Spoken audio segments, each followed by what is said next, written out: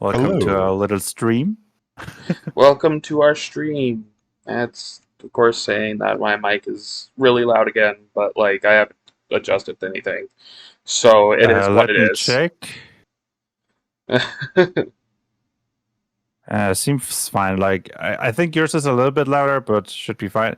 And if it's not okay for anybody else, feel free to complain in the chat. We'll have an Yeah. eye on that. So today we have again Jeff from Big Campaign and Hello. Eternal GM again for the second time. Yep, just fixing audio. I'm not able to control it. I can hear you, but no. It's not I can giving me also control hear. on my side. No, I just read your chat message. Techno, complain. Always, it's how I be, yo. But yeah, today's topic will be out of combat utility in tabletop role playing games. Yeah. And how we handled it in our games. So, I guess. Sorry. I hope that wasn't loud. I accidentally hit my mic. Yeah, I think we didn't came as prepared as last time, but let's just. Oh, hi, Sarah. What? Sayron? How do you pronounce Actually, I it? don't actually know how to pronounce it. I would be like. Well, I appreciate you joining in and all that. So, yeah. Definitely. But yeah, how about let's just roll with it, improvise, and think about what is. Let's start with the basic. What is out of combat utility for you? Publicity. I couldn't hear anything. Haha, but Sarwin is okay. Okay. Just reading the chat. Here, yeah. I thought that you wrote the right here. Autocorrect brain. So, Jeff, do you want to start with your opinion about what is actually out of combat utility? What is and is not in that category? I mean, if we're talking about a standard dragon-esque game, then out of combat utility will be defined by any time you use skills to accomplish something, or exploration, or an encounter that does not use attack rolls to resolve it. Now, I believe in other systems, out of combat utility could feel very different or be more than that. But say on its simplest function is anytime you can get past an encounter without having to resort to creating damage. Yeah. Kyle, your opinion? So like, yeah, it's out of combat utility. I mean, it's things you can do outside of combat that right, like it I totally agree, right? Like it's the things you do outside of combat that's not really damage related.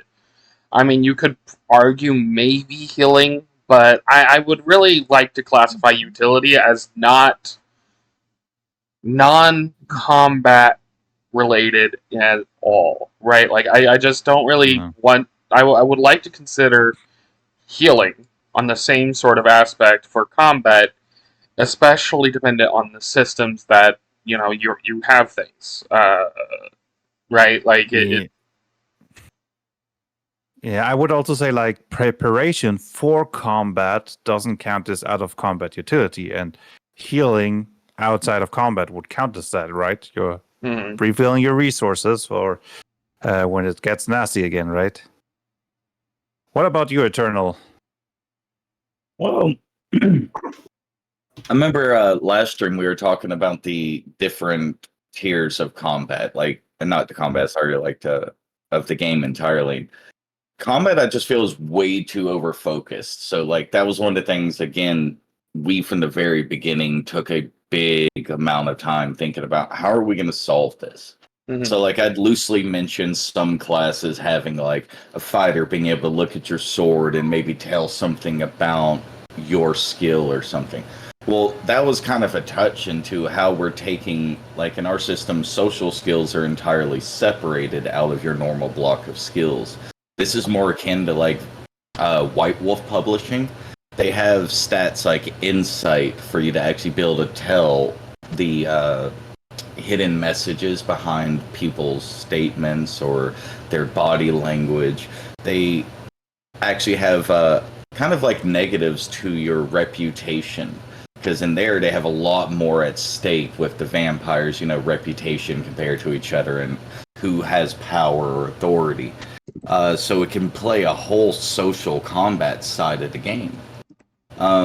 Exploration is basically perception checks in most games, so we wanted to kind of go a little further. Like in our system, it pretty much immediately there is a built-in difference between what you are capable of seeing when you walk in a room, what you are capable of finding when you look deeper into it, and how do you investigate into those details to put them together and find something. So a lot of small steps like this, making tools a bigger part of the system, those were the angles we took to really trying to handle outside of combat. Also, downtime things.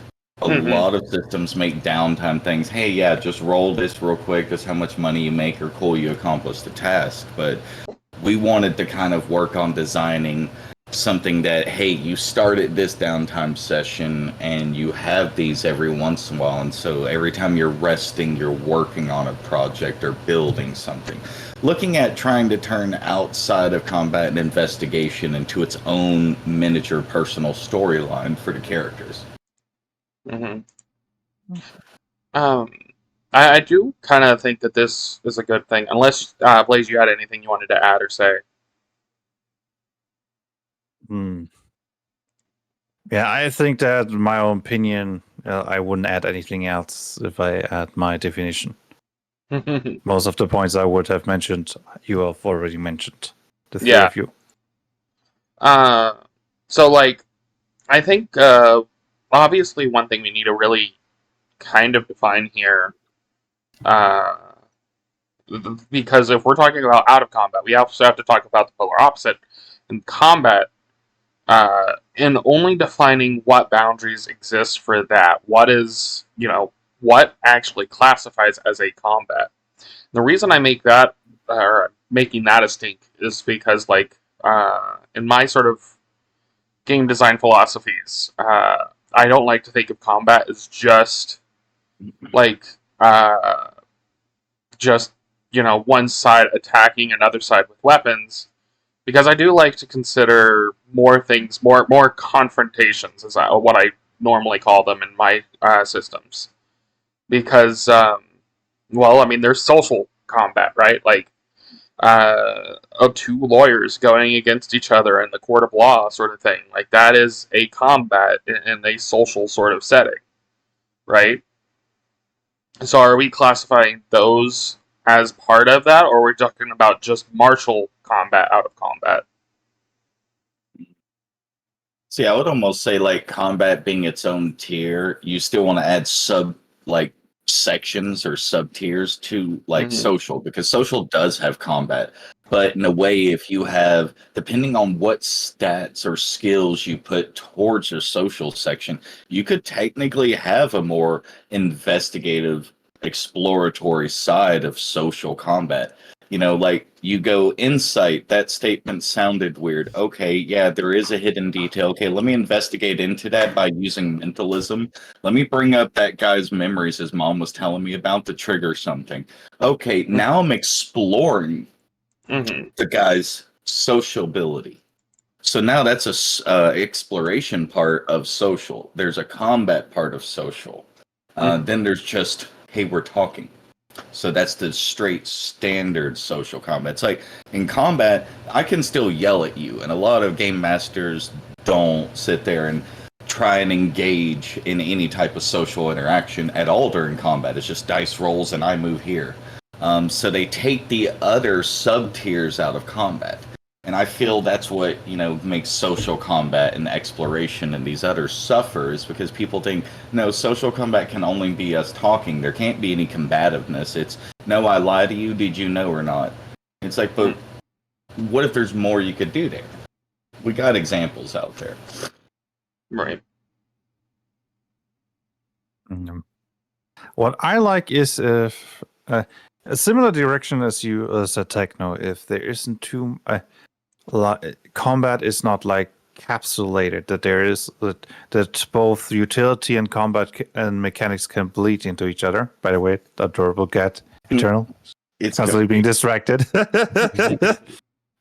You will notice he will just turn every 30 minutes. It's like a timer for us. Yeah. But back to my opinion. Yes.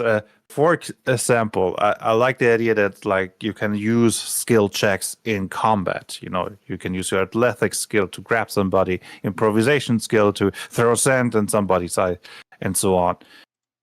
But also the other way around. You can use a damaging ability to blow up a hole in a room if you gotta get past through, or just break the door in, using technically mechanics that are more for combat. Also, like utility abilities, manipulate earth, need cover during combat, use manipulate earth, and suddenly you've got a wall you can hide behind, right? Mm-hmm. I guess as more as I was thinking about how utility is separated in my systems, the more I noticed that in Ishanekon World Shapers, at least, there is no clear distinction between features that are only for out of combat and only for or within combat. And I think that's a good thing. What are your opinions about that fluidity? You prefer to be separated or together? Well, our character sheet kind of has that answer in it. Like, I pulled it up just to kind of have it if y'all had any questions. We separated field, social, and knowledge skills entirely from each other. I'm tired of, like, in the Dragon game, how, like, if I'm like, I want to use medical skills, or I'm trying to figure out what's wrong, that's the same knowledge. In real life, that's two different games. It's like, in plumbing, me knowing the different types of pipes doesn't mean I know how to connect them or deal with the issues actually in the field. So there's a little difference between what I would call field skills or the knowledge of it. And when we took our stats, we added properties under them. This allowed us to separate stuff tremendously from each other. And we found a lot of advantage because, like, all of our social skills are just straight to charisma. All knowledge skills are towards wisdom. Your knowledge checks can be used to check what you know, to build upon what you know, and to figure things out with intelligence. So you're able to take the knowledge section of the game and actually build upon, investigate, experiment, and do all other sorts of things that were kind of just, yeah, I guess you can do that. Yeah, roll this for it. Well, that's been the normal solution. Now there's actual mechanics because they're separated. Same with social skills. I'm able to allow it to affect certain things. Like, so if you were to come at someone with intimidation in our system, you would use resolve to prevent yourself from being affected by it. But if you were to be affected by it, now your checks for decisions are a little out. And if you're in a high stakes social interaction, you're probably going to be emotional in this situation. So now you have the choice of, do you try to talk with disadvantage, knowing you're going to be emotional, or do you walk away risking the chance this could have been your opportunity? It allows for scenarios that you're just not going to have unless you just create all that on the spot. But having mechanics designed into it, I believe, is purely possible because I've separated knowledge and social skills out of your general skill block. Keeping them together, I think, was a big thing hindering the ability to do more with them. Perhaps. I mean, I do believe in organizing your skills for organizing for how you think they should run, right? Like, I do have tags for all of my skills in all of my games. On is this normally a combat skill, or is this like a knowledge skill, or is this what I call a practical skill, which kind of fits what you're kind of implying here. And I mean, I that does help at least give hints on how that skill should be used. And because we're tagging these, because we're like implying these separations, you can kind of dig a little deeper and explain like how they're used and all that wonderful good stuff to help GMs know, well, like maybe different rules for how you want to see these skills be used, right?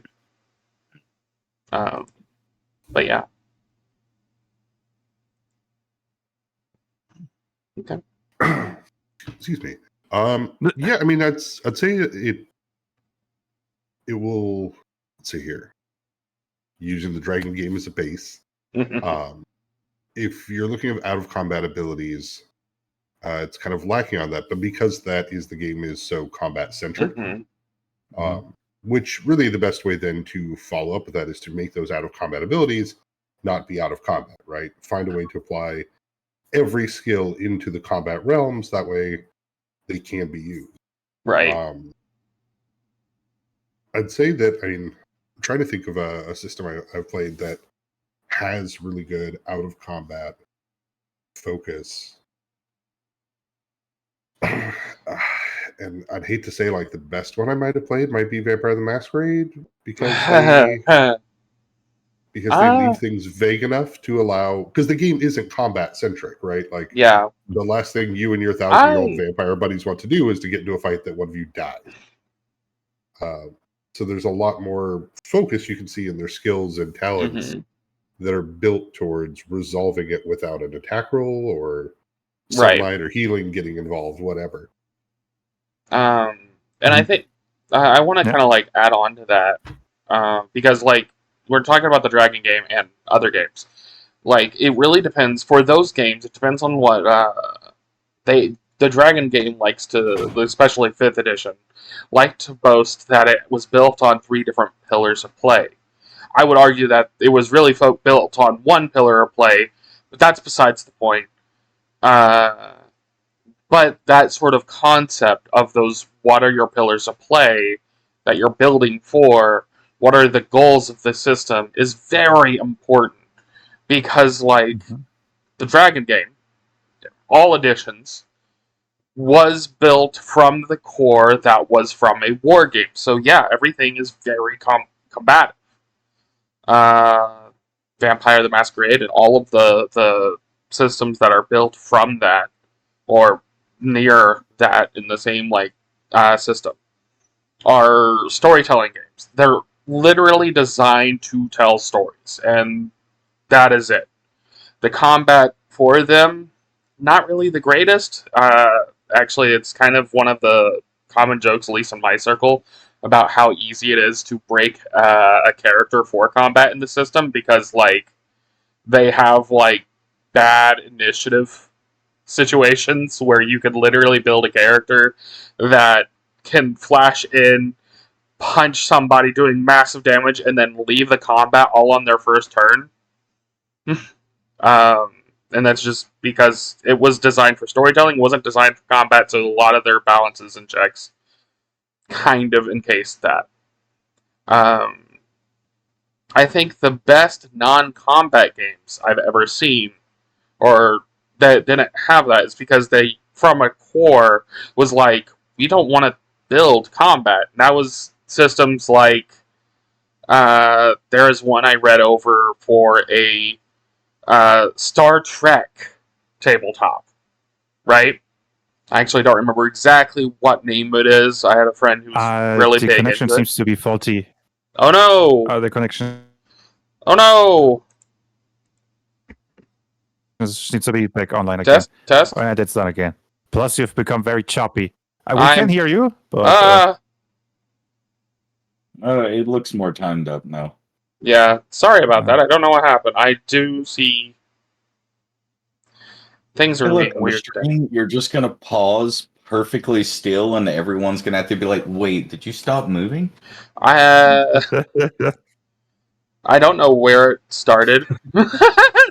Stop! You're gonna mess me up.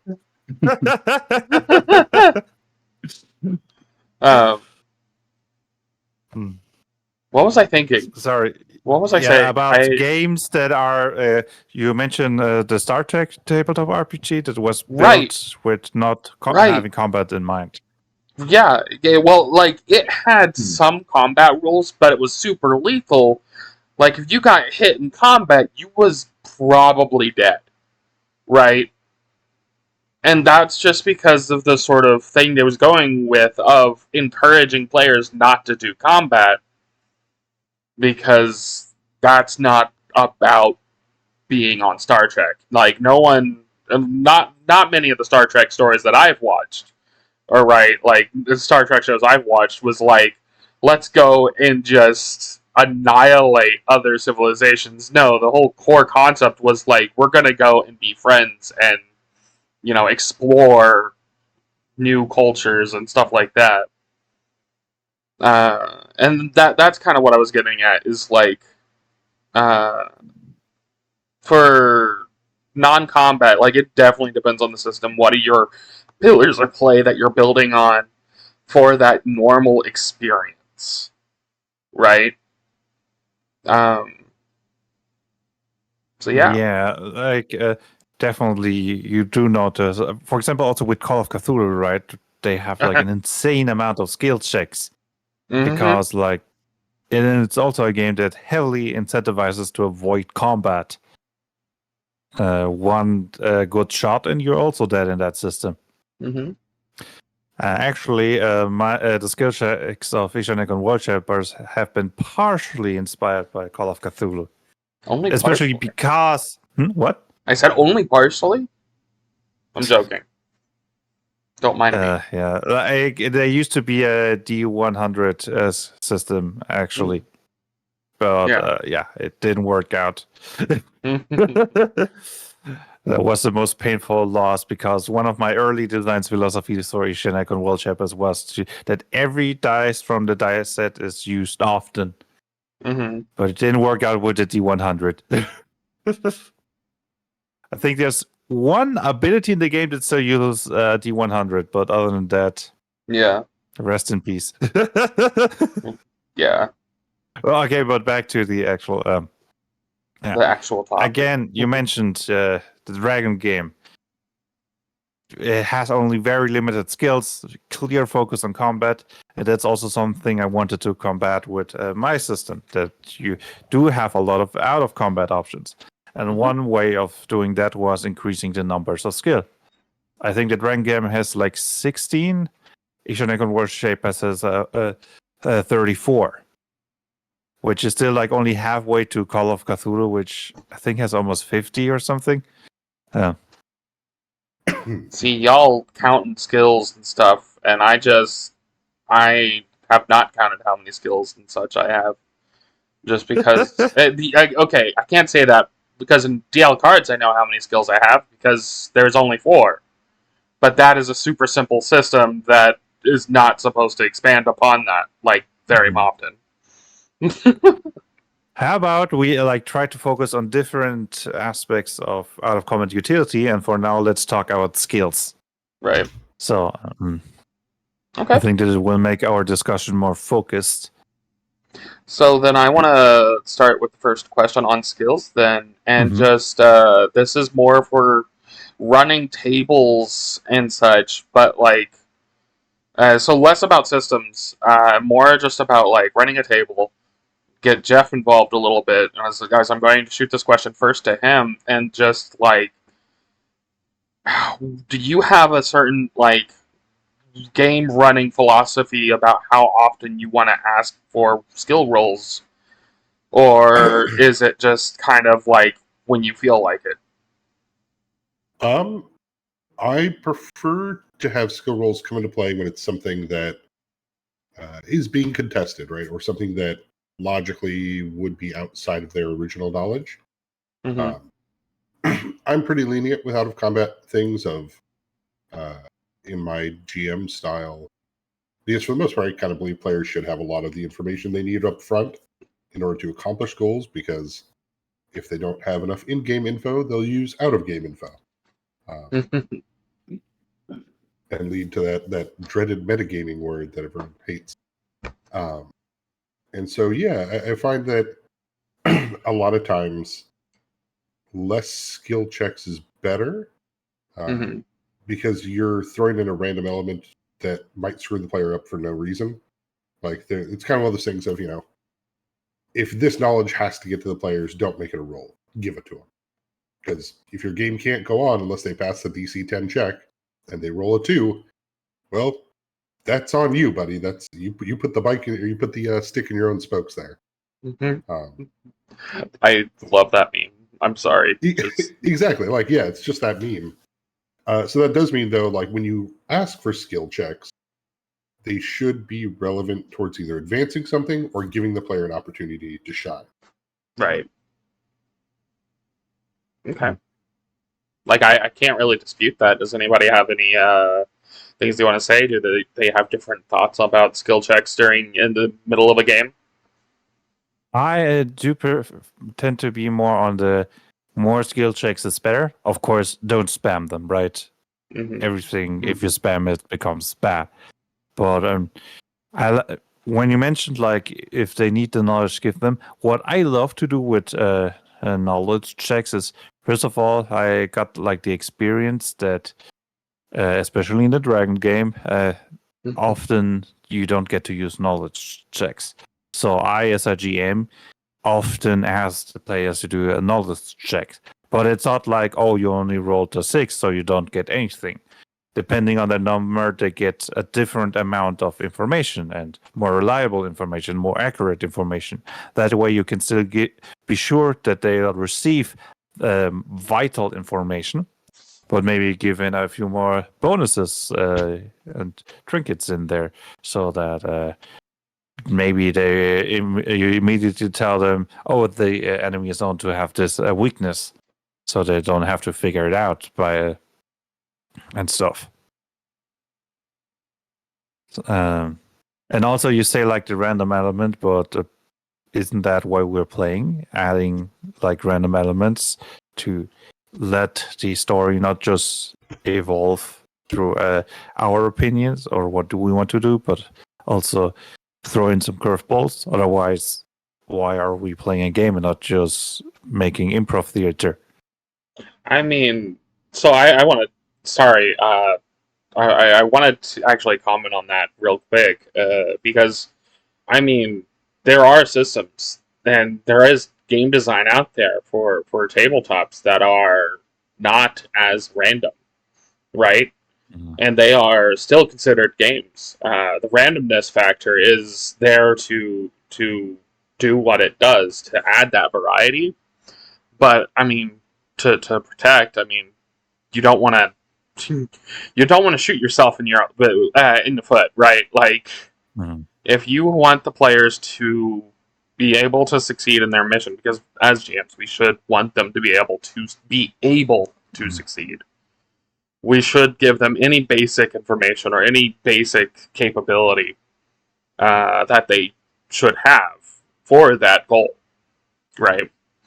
Making rolls probably all the time it's good, like you said, if you don't do it too often, because spamming it is bad. But there are times where, I mean, if my character is say that I built a stealthy ninja or something, and I just want to say that I'm trailing behind, not being like noticeable by the random goers, that should be easy enough to say, yeah, you don't need a roll for that, right? Like, you're just being there's no reason for me needing to roll for that. And then the old bit of like rolling a 1 on that and auto failing. I don't have it. I hate auto failing. That's another discussion for another time. I also hate auto succeeding, so don't think that I hate one side over the other. I have heavy opinions. But yeah, what about you, Eternal GM? Well, it's more like some points to add. Like, I've always used the cell phone example to explain it. Like, none of us need to effectively do a skill check to see if we can look something up on Google. But if I'm driving my car in the game at the same time, if I'm running and people are shooting at me, or I have 10 seconds to find the right answer, there might be some pressure on me. And in those cases, I'm for rolling. I'm actually of the opinion that as your character progresses, I like keeping the random element. But I do like your characters to kind of avoid the example I gave before of the master mage blowing up the fire for the night because like they rolled in that 1. In our D12 system that'll come out afterwards, one of the points is it's kind of your stats and skills are 1 to 100, so their numbers, your dice pool. So we're gonna have an app that allows you to instantly handle this change difficulty. But the point being is you can trade 2 dice for 1 auto success. Now you might be like, well, that's an auto success. I'm like, well, yeah, but that's 1. You might need 26, but you only got 30 success potential, so you got 30 in your dice pool. You could only get 15 successes. So if you tried to auto success all of them, you're gonna fail. So it allows you to kind of go, okay, so I've got 60 dice. I'm gonna auto succeed 20 of them to gain 10 successes and roll the rest. And it gives you a playability to avoid that super failure that just shouldn't happen for someone at your skill level. Like, Master Swordsman does not swing the sword in demonstration and let it go. Unless drunk. Disadvantage. But I like having those situations prevented. But at the same time, I love leaking away the stuff that you have to roll for. Like, the more powerful you get, the less you're rolling. So all of a sudden I go, no, you actually have to roll for that. The players go, oh, wait, this is serious. It becomes a theme, almost an emotional, the music changes in the movie kind of situation. The players go, wait, we actually have to roll versus this bad guy? Right. And now you go, oh, they're on your level. It's no longer just this, oh, it's a rookie coming up. You can auto-succeed how this master handles this rookie punch. No, but if the master fighter comes up and throws a punch, you can't. There will be no chance the way the system's designed. So I kind of like that it's hardish, like really hard when you're first beginning. Then as you go through the game, if it's at a difficult level, it's because they're on level with you. Right. It just gives that thematic feel to it by treating skills like that. At least my opinion. Go ahead. Yeah, sorry, Jeff. I mean, Wow. Not Jeff. I mean, Kyle. I did. What? No. I just wanted to really home in on one point that Eternal made, and that's because it rings true. For everyone, for context, my day job is web development, and one thing that I have to arguably point out to people so often, and I really shouldn't need to, is that whole concept of the less often you do something, the more when you do it becomes, a big deal. So one of the common problems I have in web development with the people who manage their own content is they want to use like red text or bold constantly because we're in education. That's where I do a lot of my web stuff, right? And they just think that all of their information is super important. So if it's important, it has to be red. If it's important, it has to be bolded. But the issue is that, and the way that I describe this is normally like, if you have, say, you're going to a room and the walls are painted red, you're not going to give it much thought besides, oh, the walls are painted red. But if one wall had a red line on it, out of that entire room, you're going to notice that. You're going to be like, wait a minute, why is there a red line there? Right? Because that's true. That's just human psychology. As soon as something stands out, especially the least time we use it, it's just going to stand out more often. Right? Yeah, it's kind of the syndrome from The Incredibles, right? If Right. everyone's special, then no one is. Mm-hmm. Syndrome did nothing wrong, except for actually everything they did wrong. But that's beside Dude, actually, on a side note, I saw a video yesterday. It's like, you know what would have made that movie 10 times better? If we would have just had this 5-minute scene of this one hero that just wrecked shop and like 5 models of that robot back to back. And like Syndrome just like, oh man, this isn't working out. just 5 minutes. Just 5 minutes to the movie. But I think you wanted to say something, Blaze? Yeah. Funnily enough, I seem to be the only one who likes to add more than less. I mean, you're definitely my D12 has almost 100 skills, so please, the D20 is the simplified. We're replacing the dragon game if we succeed well enough. Right. D12, that's my baby. We can talk about that some other day. Right. That's the 20 years of work. My skills actually use a D10, so where I, when I had to reduce the complexity by reducing the D100 down. But yeah, you're definitely right. Where if it's rarely used, then it becomes more special. Mm-hmm. But I also see players where I'm invested into the skill, I want to use it, right? Mm-hmm. And I that reminds me of one player who he had animal handling, and he got to use it once in the campaign, and actually they managed to circumvent a boss encounter with it, and he felt so awesome that he got to use it. But but I mean, I guess there was a situation which you would say, okay, this is not an orthodox seed, right? It was a giant octopus guarding an ancient crystal. But it's still, like players like to use skill, at least in my experience, and I want to give them that. And I think it's pro and cons, right? Mm-hmm. So I kind of want to build off of that for a second, and because I mean, you're right. Players want to use the skills, especially the skills they want to use, right? They made a character, they want to feel like they're playing that character.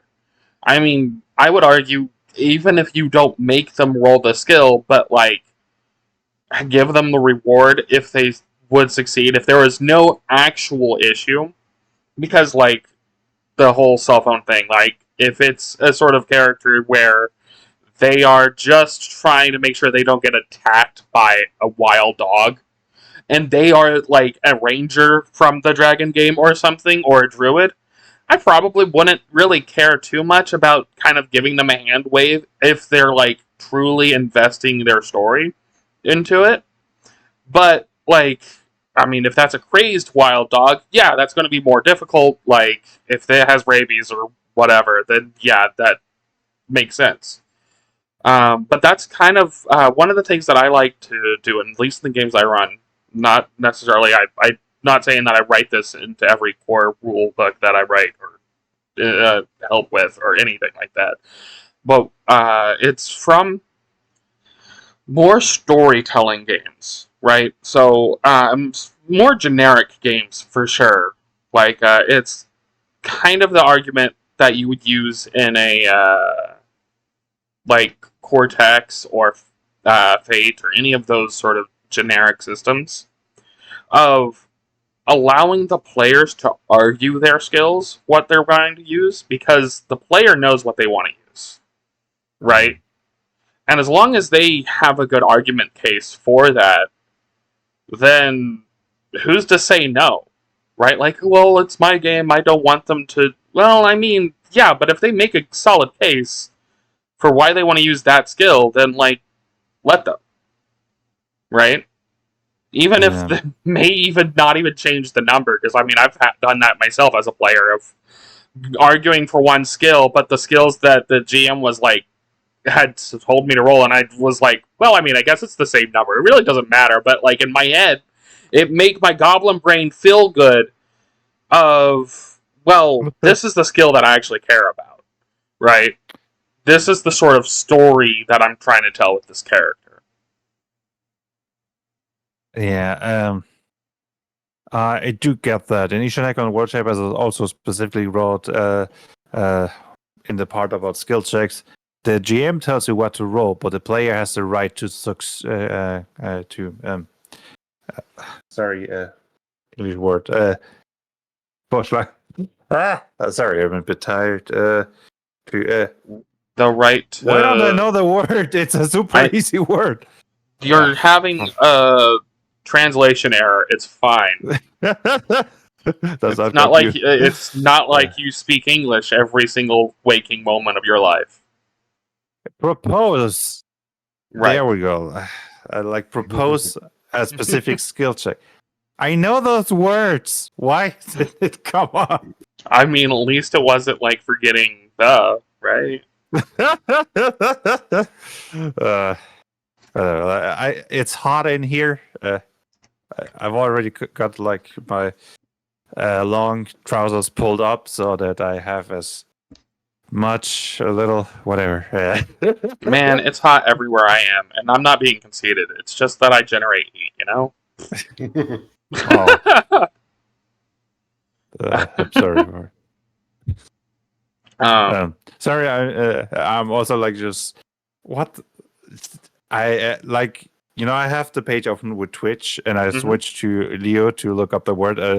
Switch back, and there's just this weird trailer with like a dancing pixelated apple, which switched to like a weirdly animated dog who's talking to me, and I was just like. You know, that sounds like an ad. I do not have the brain capacity to deal with this right now. Yep. It's too hot for ads. Can I have that as a thing to turn on and off? Just maybe not today. Yeah. I had a skill-related question, unless somebody else wants to add something to the discussion we're still having. Shoot. What is the weirdest / funniest skill you've got in your system? Okay, or in Jeff's case, probably the games he's ran or something. Yeah, because making him involved aggressively. I mean, I'll jump on this one easy since I don't have to consider an entire new gaming system like the three of you. Yeah. Yeah, one of my favorite moments in any of my games was one of the players for the last 24 levels had been putting points into Profession Lawyer. And eventually we had a level 25 challenge of Mechanus was trying to hold the players accountable for crimes against planar and time space and whatnot. And the player's like, well, crap, what the hell are we going to do? And we're in front of like this interplanar tribunal. And the rogue's like, haha, you fools, don't you understand? I have plus 37 to knowledge lawyering. And they're like, wait, what? He's like, that's right, I'm an attorney at law. Rogue? And it was wonderful because I was like, perfect. I had to design an entire skill challenge of this guy being, calling players up to the witness stand and using bluff and Profession Lawyer to kind of like mix stuff around to win the case. It was a lot of fun, and I think my players had a blast, and that player I know absolutely loved having that moment where all those points came into fruition, right? Like it was all of a sudden, the joke was justified, it was funny as hell, it worked for the entire table. And when they're all done, the fighter's like, wow, I was going to rip the judge in half, but thanks to your lawyering, I'm free. Like so that's been one of my favorite times, seeing a skill check come out of nowhere, have a character be excited and ready to use it in order to avoid combat and stuff. Right. Okay. What about? Oh, are you okay? Yeah. No, that's fine. I can default. I can let Eternal. I don't care. Y'all. I don't know. I just wanted to make sure that the conversation flows and pick the next guy, but now I'm making it worse. So, Kyle, you wanted to say something, so say something. We'll just popcorn. No. I have a funny story related to a skill that wasn't originally supposed to be part of Nova Archaic, but became part of Nova Archaic because I had a typo, and I don't even remember what the original skill it was supposed to be.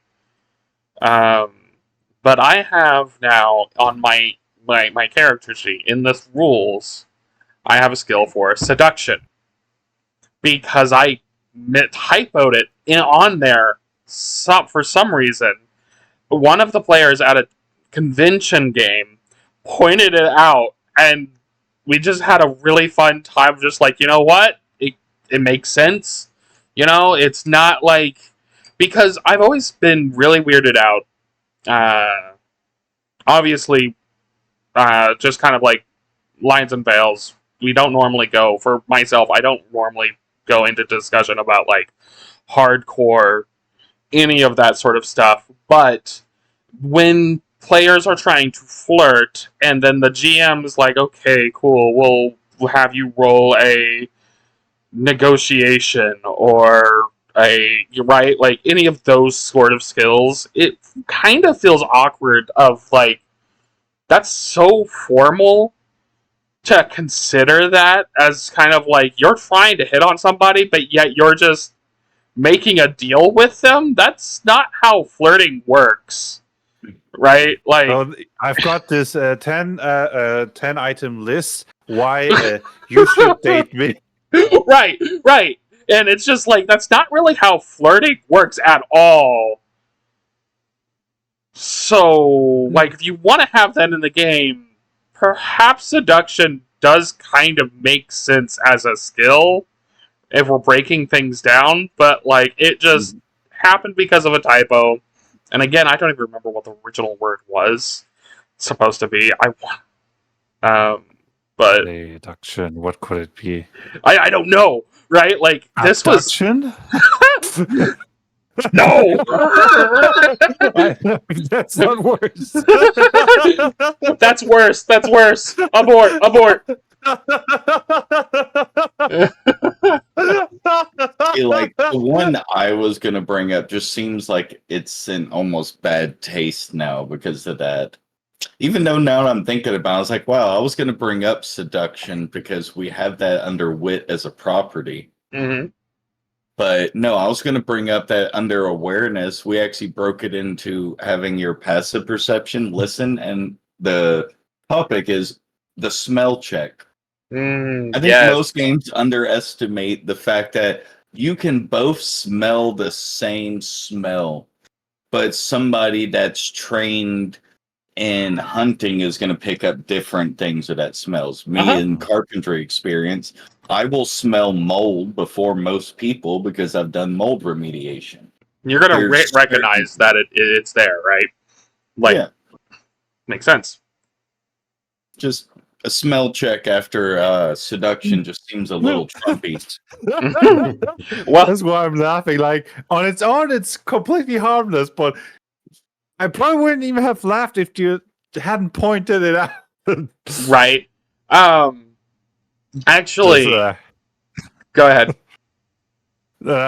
I'm just we're just feeding the nerds incel stereotype at the moment. Wow. He just wow. Attack. No, that would be pairing the seduction, then smell, then abduction check. Right. Oh my god. Okay. I'm going to actually talk about a perception for real quick because this reminds me of a discussion point I brought up on one of my Twitter posts a while back.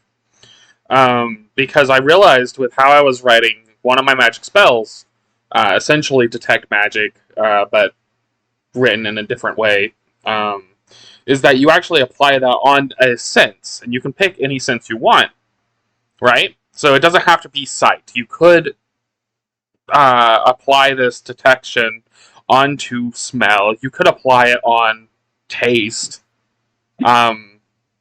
And so I just started asking the questions on Twitter of like, well, what does different spells taste like, right?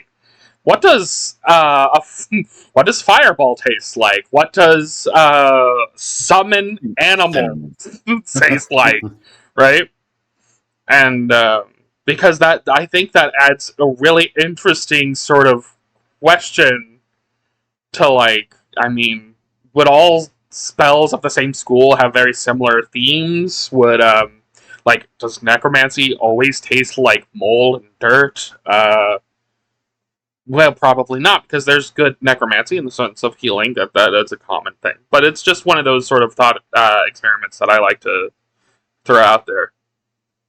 I actually really enjoy the idea of detect magic and those detection spells, tying it to a sense. Mm-hmm. Partially because that also brings in kind of like the inclusiveness of it, right? Mm-hmm. If you're someone who's blind, then you can still use detect magic. Like, oh, okay, I hear magic. Oh, okay, what do you hear? Like, oh, there's like this kind of faint chime, but it sounds really hollow. Okay, somebody here is under the effect of like enchantment magic. Right. It's a really neat visual, and it's also just kind of a cool thing to think about that I think adds more to the game for such a small change. It adds a lot more inclusion and makes it more interesting to imagine using spells like blindness, deafness, or using abilities that cause your opponent to have like, oh, I'm going to deafen them for a round. Well, that's pretty awesome if they're using detect thoughts through their ears to hear thoughts as opposed to see thoughts, kind of thing, right? I see thoughts all the time. Oh. I mean, you might. Hey, that's called synesthesia. It is a thing. But yeah, what's synesthesia? Synesthesia is when your senses change. Like, hey, does anything taste that like thing? Yeah. Okay, yeah. I actually had a friend who had that growing up. He had it really bad. But yeah. Yeah, see, that just reminds me of like some of the places on Reddit I've seen where like you're looking at weird illusions and then you realize, wait, how'd I get into LSD and shrooms chat? And people are going, have you ever tripped so hard that you've been able to taste the color of a sound? And I'm like, whoa. And that's what it made me think of. And I'm like, right.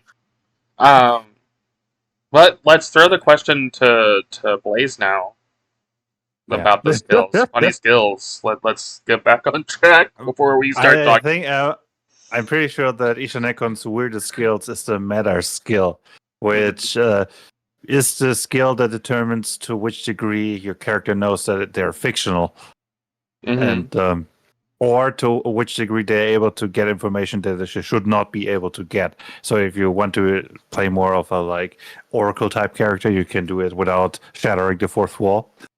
But I do find the potential of really like having a fourth wall a breaking character with in the rule system hilarious. None of my players has done it so far. I guess I've been playing 2 series. The commands have been 2 series so far. I mean, but every skill in my system has a lesser and a greater talent associated with it. If you level that skill high enough, you can get it. And I think those for matter are also hilarious. Like the lesser talent allows your character to talk to the game master directly. And the greater talent says that your character has full access to the player's knowledge, so that you can actually fully meta a game without breaking the rules. I mean, it is supposed to be setting agnostic, and if you want to play like a cartoon character, I mean, you want to play a character like Pinkie Pie in a My Little Pony campaign, you need something like that. For anybody who's seen that. Ex-Brony, by the way. That's fine. I understand. I think we got some people that knows it's fine. It's cool. Yeah.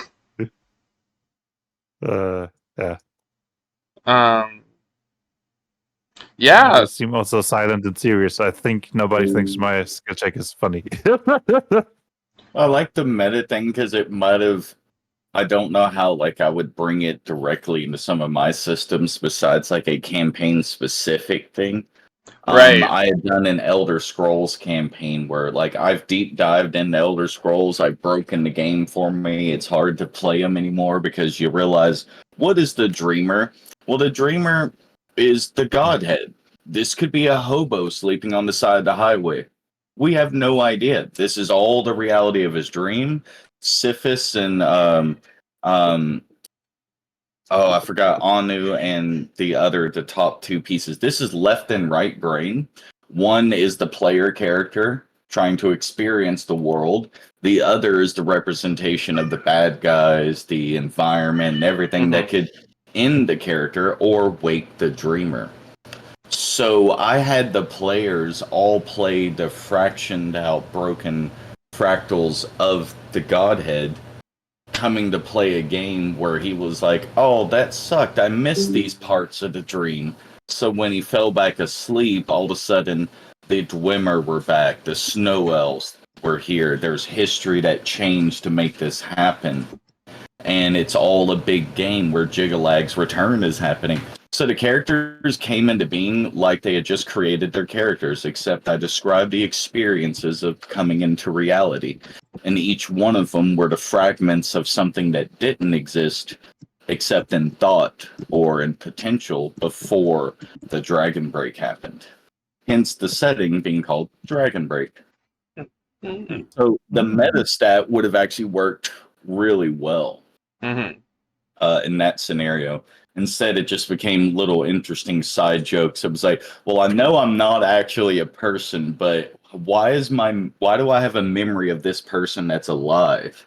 And so it gave them reasons to explore based off of, like, I don't remember that, but why did they remember me? Or why do I have a memory of this person, but they're talking to this other person like they're me? How did all that happen? Well, the meta stat would have been able to give them something to work with instead of, like, history, arcana, and then something else check. Your camera just improv it. Yeah, your camera seems to be frozen. Mine? Yes, your camera is frozen. Just so you know, I just noticed it. It got you on the eyes closed. Bad timing for a frozen camera. Yeah, and mouth half open is also like.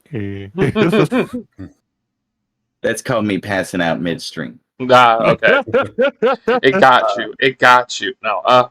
Let's see here. Where's the maybe you can turn the camera on and on, off and on. Yeah. Off and on and on and off. Maybe. Come on, and it's still loading. Yeah, continuing the discussion though, I think the meta skill is interesting, but I do agree that it can be kind of campaign specific because, I mean, in the games that I run, I don't normally want players to have a character that breaks the fourth wall at any degree. I don't want them to have a character that does that. I'm okay normally with players doing it, especially when it's like, oh, crap, that's what's going on. That is cool. Like, yeah, that's fine. But when a character does it, I don't know. It really depends on what's going on. Then again, have done breaking meta before. It's one of those. It depends. For me. Yeah. Eternal GM. Let's move you back in. Well. You can hear us and you can talk, right, Eternal GM? Eternal? Hello? If you can hear us, I cannot hear you unless you're just being quiet. I think we're one person down. It's okay. We'll get it figured out. We can move on to the next question or things. Out of combat, like spells / abilities, or however you call that. Spell abilities.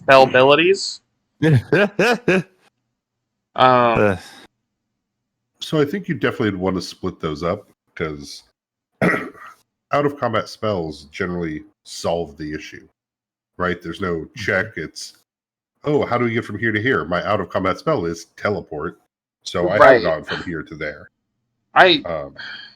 I do kind of want to say like I do want to argue in only one thing. I will just want to say like I don't personally like when spells answer the question as much as help step up that question, right? Like of this is a potential solution, but like maybe it will require other things to do. But that's just me. I like my spells in my systems to not be God answers as much as their capabilities in and of themselves. But that's sorry, I just wanted to point that out for myself. No, and that's that's just good game design, right? Hopefully that solved it.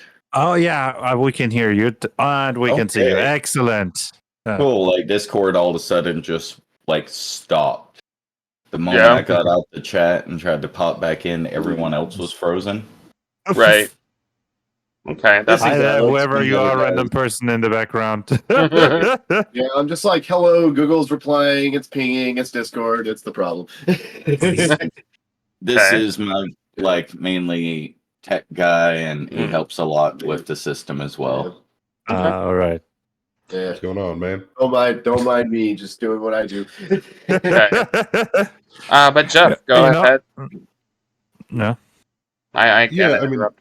So I just out of combat spells versus abilities should be separated, of course, because spells in most systems are a solution, an instant solve, right? Mm-hmm. I'd say, I guess I'd like to see that probably addressed in a better way, or at least I like the idea of spells adding on to what you're, you know what I mean? Like, cool, if I use detect magic, and so I can smell magic now.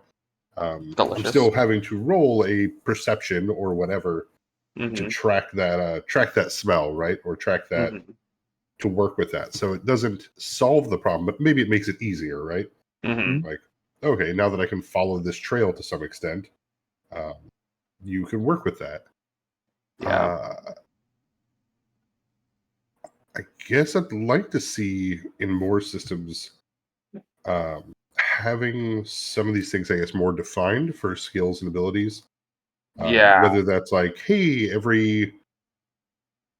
come up with a list of like 10 things, right? With survival, you should be able to do these 10 things pretty reliably, and maybe you put something dumb in like, hey, every 2 ranks, choose one of these that you ought to succeed at.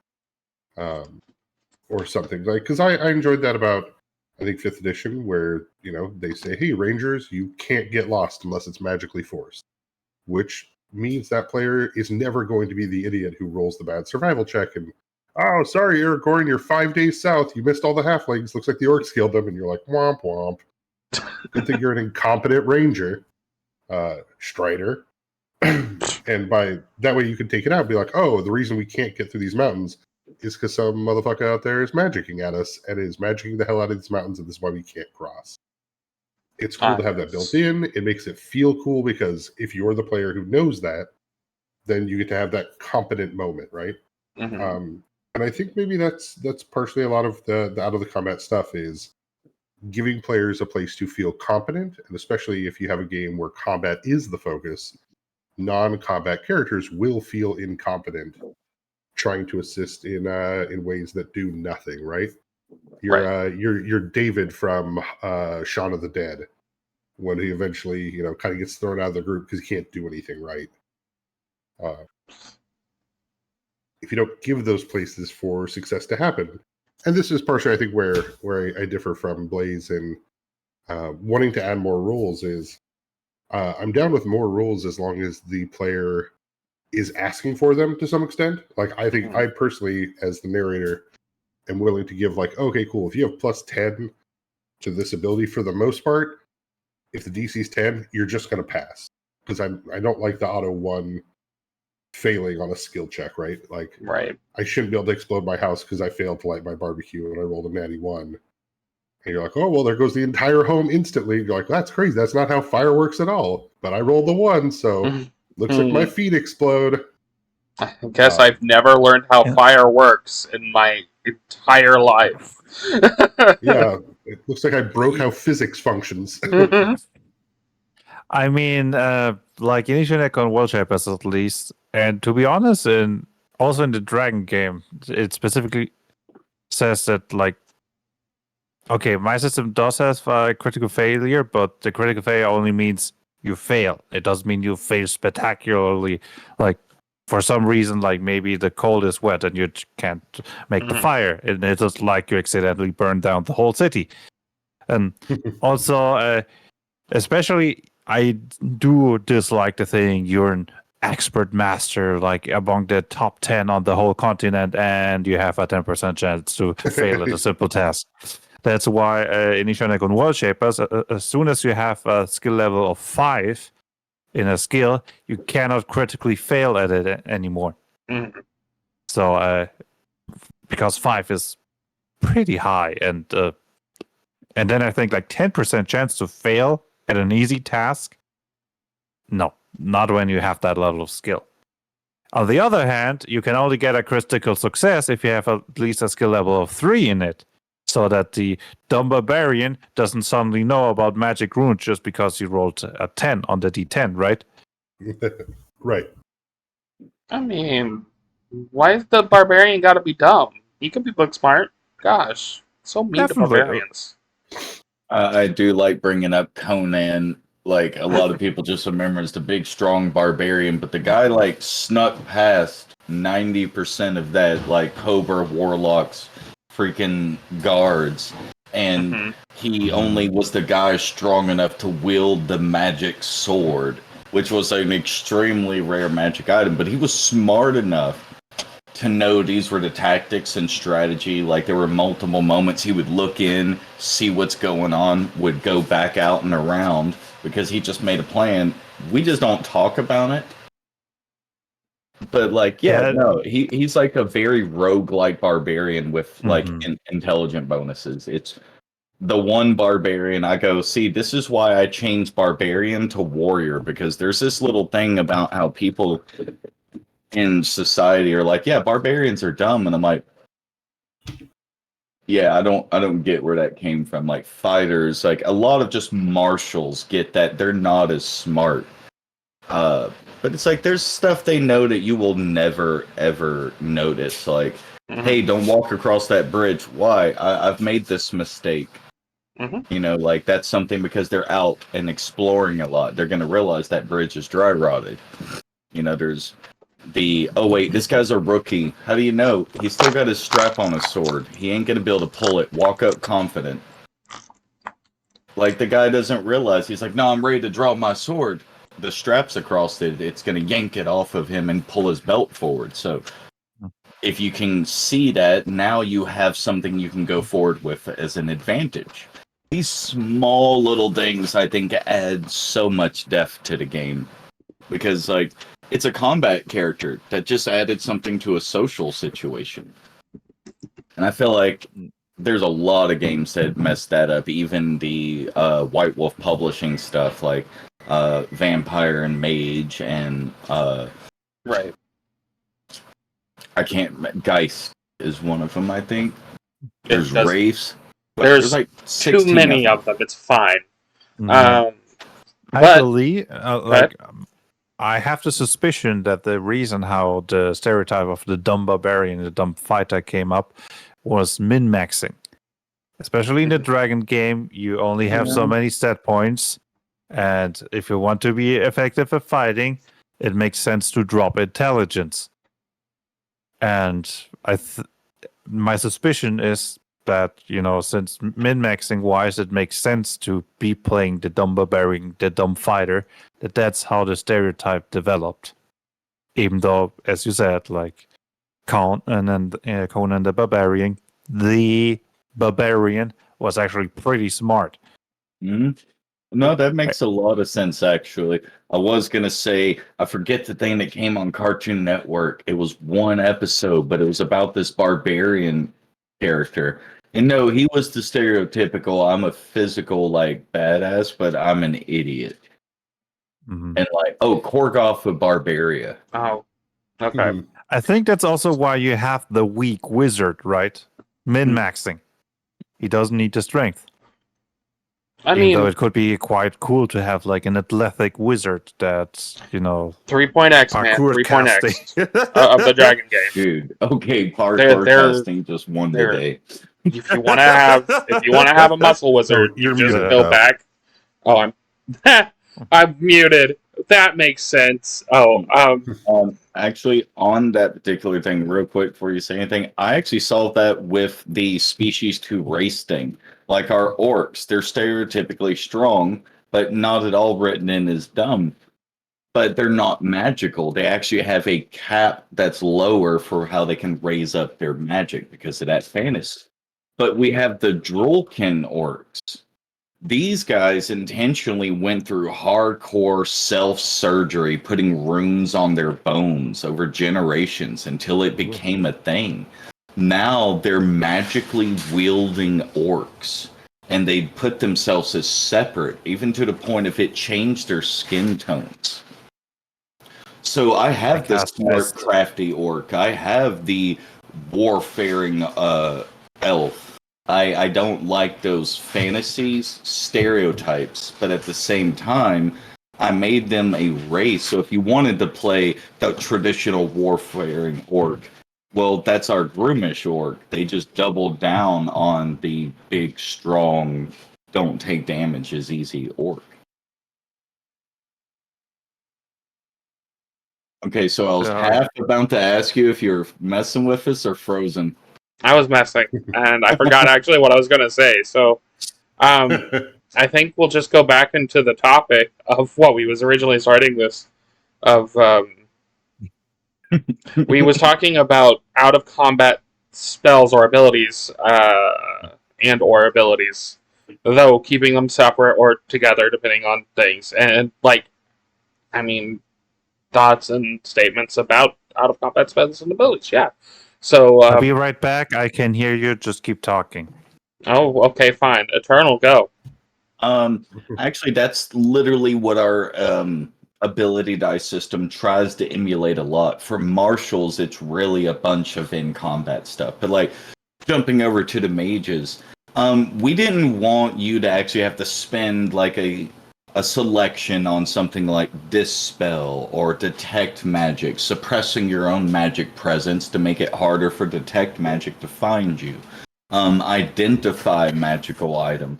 We made these an ability die, so if you pick a mage at all in our system, you have access to the resource of being able to spend one of these die, and if you follow the rules and succeed, you are going to get that in the full form of its normal setup in any other game. We just didn't want to make it a spell, and what this did was it gave mages a whole section of their stuff to be able to focus more towards combat and battlefield control, where their abilities are more towards the exploration, the dealing with potential magic traps, investigation sides of the thing, or even social situations where the mage can go, wait, there's a wild shape or a changeling or someone's using illusion magic here.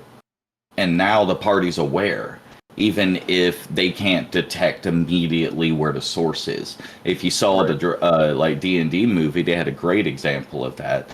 But that is the mage taking a magical ability directly into outside of combat situation.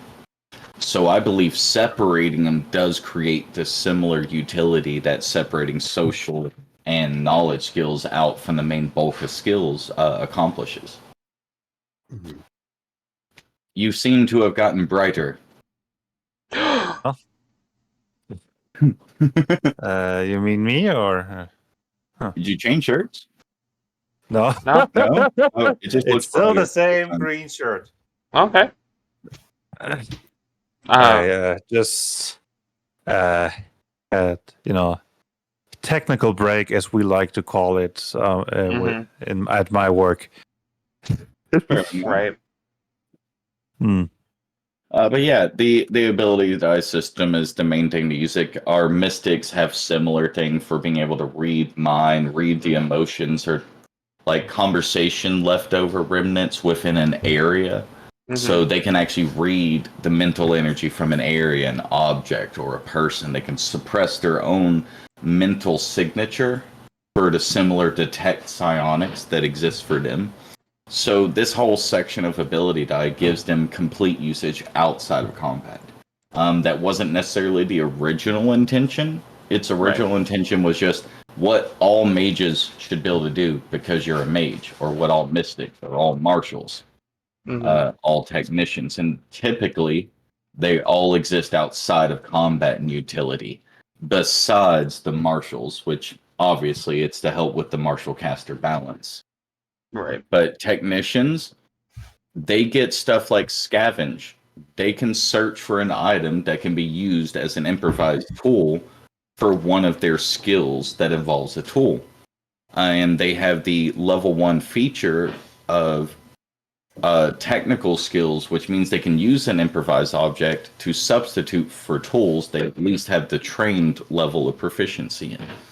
So this gives them whole sets of utility outside of. Plus, they're the grouping with distraction, because it's always the medic or the rogue or the leader character that distracts the enemy before the big warrior walks up and hits them. It's just, that's always been in the movies. So we kind of put that in our game by letting the technicians be the one that has the ability for distraction. Okay. Do you have things you want to say, Blaze? Obviously. No,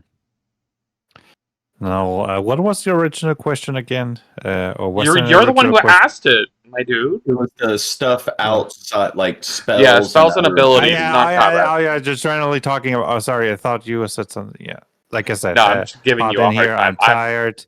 It's fine. I'm Eyes giving are you a hard slightly time. burning. I'm sorry, man. I should not have. I should not have been suffering. mean. Yeah. Sorry, I didn't mean to be mean. Okay. So yeah, spellabilities, how we called it, right? Yes, what's very important. Yeah.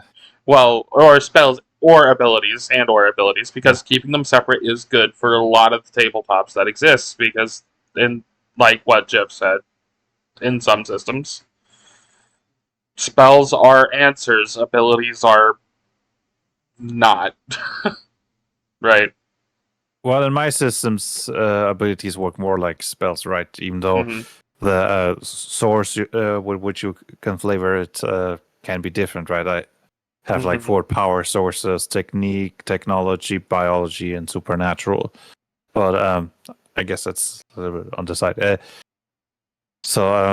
And yes, and every character can learn abilities, right? But utility. When I designed the Shenekon World Shapers, out of combat utility was very important to me. And that's also why I wanted to add a lot of utility abilities, which were specifically designed for outside of combat. I think I have like over 200 of them at the moment. But the utility is not just like the spell that solves everything. There's, for example, something like charge, which doubles your speed and your jumping range. Also counts as a utility ability. It can be something which is not necessarily connected to magic, right? It can also be like a trick. Grappling hook is also a utility ability and such. I mean, you can also reflavor the grappling hook to something magical, right? But so yeah. To the question, do they solve problems or do they are just tools? I would say like both. It depends on the ability and how smart you use them, right? And I think the differentiation intuition, it solves a problem and it's a tool which can help solve a problem. Like the border is rather blurry, right? It always, the question is what problem, what ability slash spell are you using, right? The one ability which in one situation is just like the solution, boom, it's done, and the other just helps you proceed, right? And to the next step of the solution. So I just add things that I think are neat.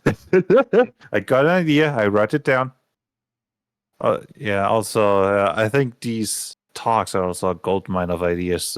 I've got my notepad like my notes open and just writing down ideas. I did bring it up as a separate topic, but I think it kind of fits in here really well. Where do all of you sit with the importance of tools?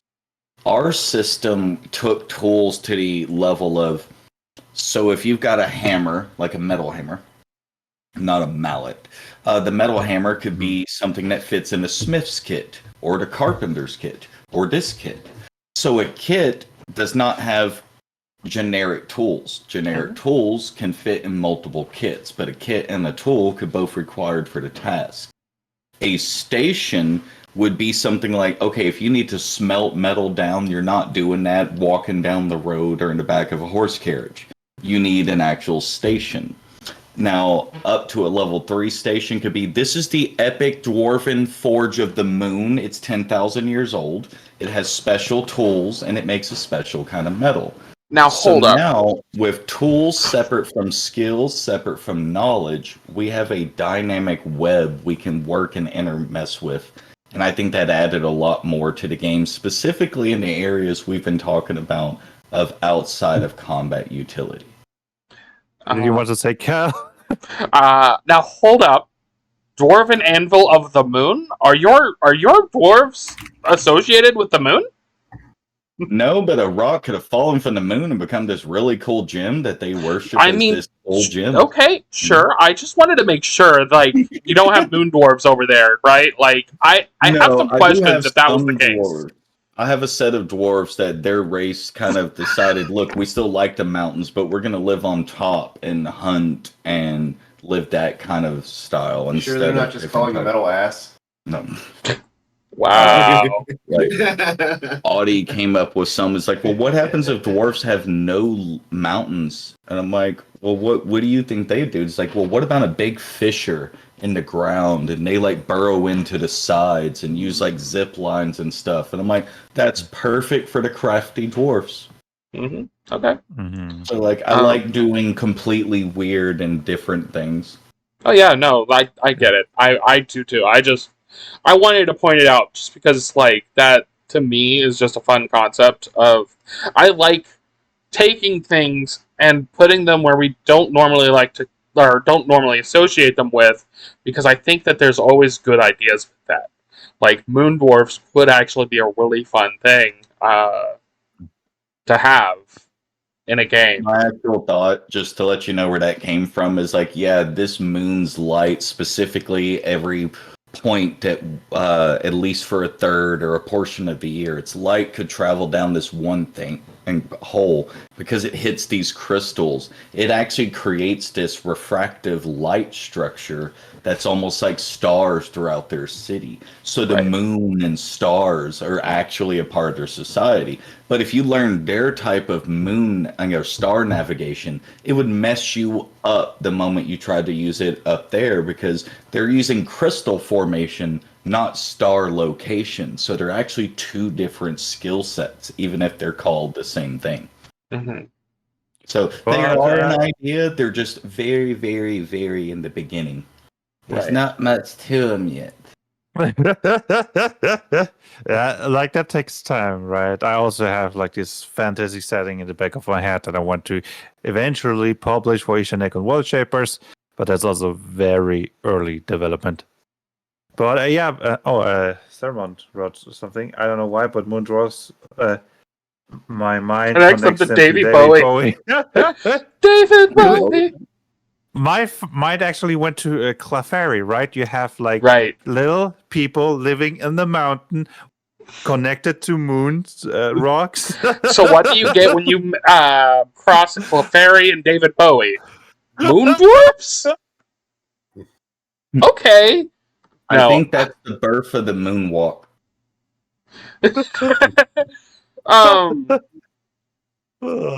Now I just need an image of a Clefairy dressed as David Bowie, and then put it on a shirt and with lettering, like sparkle letters, say Moon Dwarves, and I will just wear that all the time.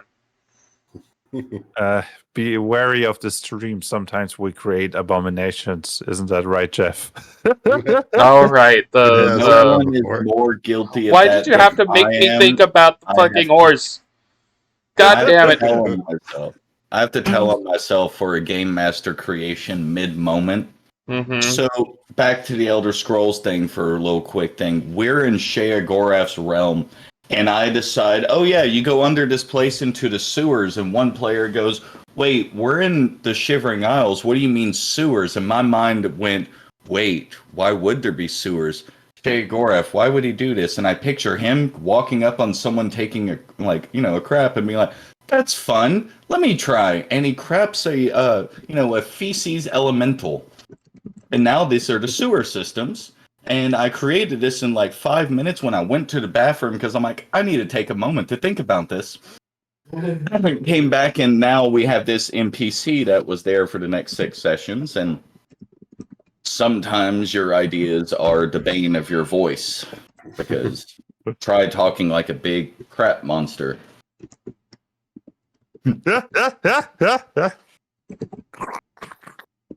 I don't know.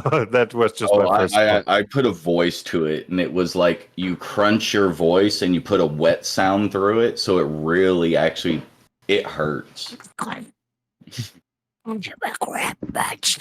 Something like that, or Oh, I noticed if you did something like that, I noticed how this could be very hurtful in the long run. Yeah. I'm going to slightly start moving us back to on topic. Yeah, we are talking about tools, right? Tools. Right. Well, You want to really go first? quickly, I want to, because I never actually said my bit about spells or abilities. So Oh, yeah, sorry. Go. no, it's fine. I just want to quickly state, like in Nova Archaic, and even in like, because I kind of touched on it when I was responding to Jeff's statement.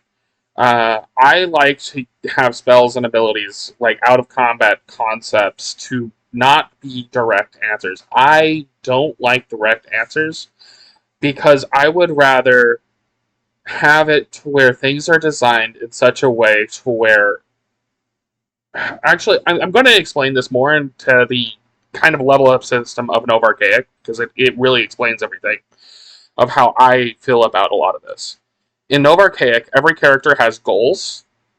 And this is because, like, that's just what it is. They are supposed to be multi-session goals for that character. Like, maybe you have a character who's looking for their long-lost brother, sister. I don't care. That is a goal. That is a really interesting thing. You would have that on your character sheet.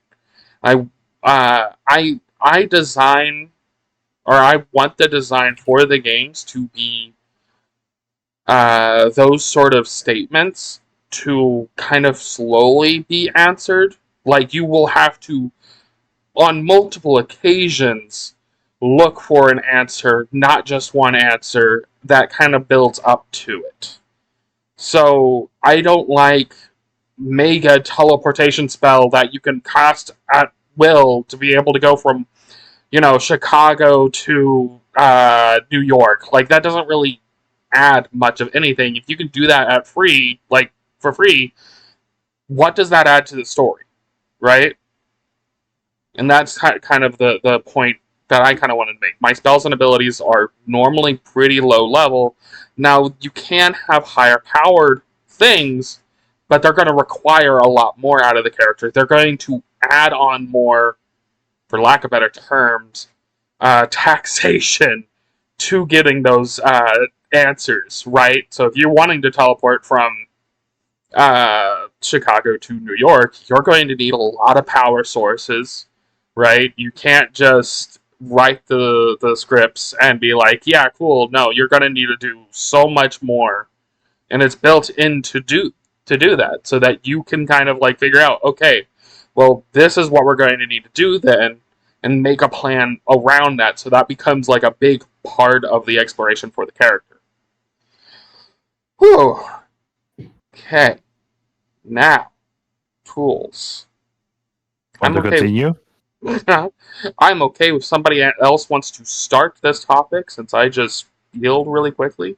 Unless someone had questions for me about what I was saying, but that's fine. Okay. I mean, technically, Eternal GM started with that topic, but I guess that means I should continue. If Okay, you want to take a break. Go Blaze. Yeah, tools. For tools, I use an abstraction. There is an item in my system called equipment. Equipment is basically everything your character needs for their abilities and for their skill checks. Basically, if you're trained in lockpicking and you got your equipment with you, you can presume that you have lockpicks with you, right?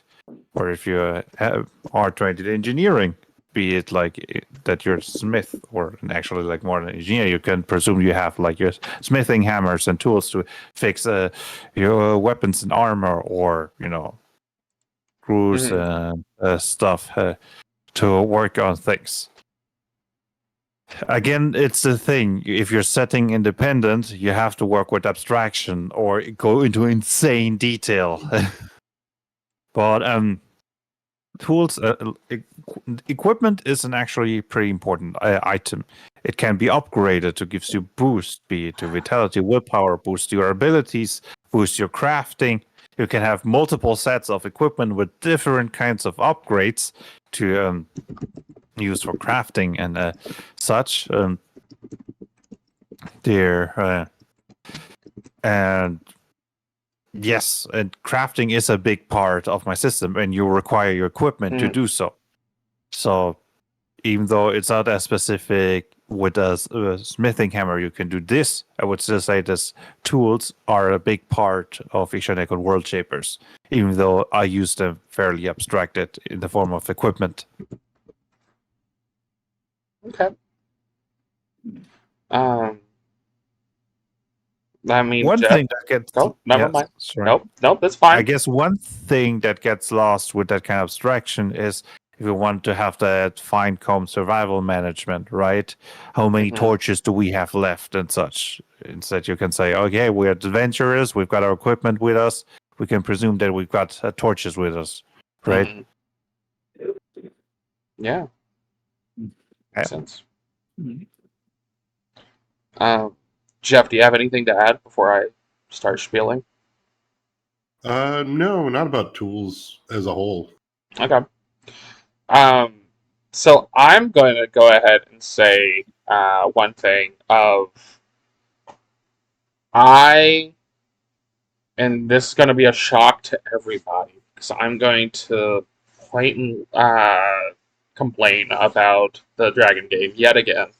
I hate the tools subsystem concept in it. And like when I first read 5e, when it first came out, I was like, that's a really interesting way of handling tools, of, kind of generifying the skill and just saying that it's a skill. That's really cool. I like that concept. And then they went and did nothing with it. And honestly, there is a lot of problems with that, as stated. Like, you're really not told what is in each toolkit ever, except for some hand-wavy stuff.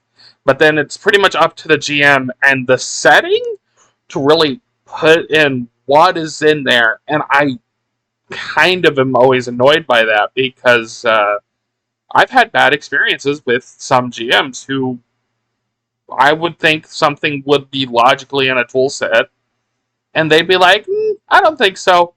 And I'd be like, what? I can prove to you that it would be in that tool set. Yeah, but the weight of the tool set, it wouldn't really make sense that it's there. What else would be in there? No, that's in either case. That being said, I will say that I do understand the need for toolkits, of grouping, obviously, toolkits. I don't normally do it associated with a skill, in the sense that I think, and of course this goes into how I use tools in Nova Archaic and even in DL cards, is that tools give bonuses to certain actions, and they specify what actions they're going to give those bonuses to. You get a tool bonus. Period. End of discussion. For using those tools. You don't have a tool, you don't get the bonus. Maybe even have a detriment if that action would require basic tools. Right? Like, and normally I do like to specify what is in. If I'm going to have something in a group, like a toolkit, I will hard code in the system, express what is in there, because I don't want to have that confusion at a table. Right? Now, if the GM wants to change things, because maybe they are wanting to use the system in a different setting, and maybe they have Omni tools, like you're talking about Space Game, right? Like, with Omni tools, where you have a device that just is the tool you need. Always. That's cool. I'm okay with that. You have the capability of changing things how you want, but I want to have at least the base bare bones expressed, and those bonuses are associated with that. And of course, it gets into the actual, like, whole discussion, but I also have leveled items and stuff like that, so higher level tools are going to give a bigger bonus, but it's just is what it is. So yeah. Woo. Tools. Glad to get that off my chest. Yeah, I've looked at tools and kits in our system basically as there's rarely going to be a task that would bar you if you don't have the tool, that there is something you could use otherwise and have a disadvantaged kind of roll situation. Right. But like, let's say you're trying to hammer something and you don't have a hammer. Well, you probably could use your sword. You know, there's a lot of options. But if it was something from a kit, a kit is going to be something that's specific to what it's saying it's doing. So if it's carpentry, this is where your chisels are going to be, where your specific little small blade little handsaw is going to be. But any generic, like a wood saw, that's just a tool. A generic hammer or mallet, that's just a tool. Crowbar, a tool. Thieves Kit's gonna have a lot of stuff, but I actually did separate lockpicks. It always bothered me for some reason that there's not a lockpicking skill, but we got lockpicks, and lockpicks are all like, hey, if you got one, you're good. Like, to me, that just kind of kills the fantasy that lockpicks don't break. Or in the Dragon game, how lockpicks don't exist. We just have a set of, thieves' tools. I mean, but like, what are they besides a glorified lockpick? Yeah, actually, I have a big discussion when it comes to lockpicks, because, I mean, I don't know how much lockpicking you've done in real life, but, I mean, there is breakable lockpicks, like, a hairpin, but, like, that's still not super common. Like, it depends on the tech level about how sophisticated are lockpicks anyways. That's an entirely different discussion. I just wanted to throw that out there, that it really does depend on the setting with that. Yeah, like modern lockpicks don't really break unless you apply raw force on them, right? Right, like, because when you're talking about metal, for most part, like, yeah, and you have to put a lot of pressure to even bend them. And you don't normally want to do that with a lot of lockpicks. Like, you want to put the right pressure, not a lot of pressure. Yeah, I mean, if you think about, like, Skyrim, I mean, I've never... It doesn't make sense how quickly, like, your metal lockpicks break there, right? Especially, you're supposed to be, like, very carefully moving it, and like, okay, they're in. See, what they're trying to do is they're basically saying that the carbon to iron ratio was done really horribly, and they were cooled way too fast, so they became brittle. Right. Which, okay, that could be like your rank 1. Right. if your system hasn't break, you could get to the point where it's like, no, this isn't going to break. But if you keep failing, those guards are going to walk around this side eventually. Mm-hmm. So you need to find different failure things, but always have your lockpicks break at the beginning. It just adds so much value when they're like, wait, I found a good stainless steel one. By the way, your level 1 lockpick is a shiv. Yeah. Just like that. That's a shit. I mean, No, that's an improvised. No.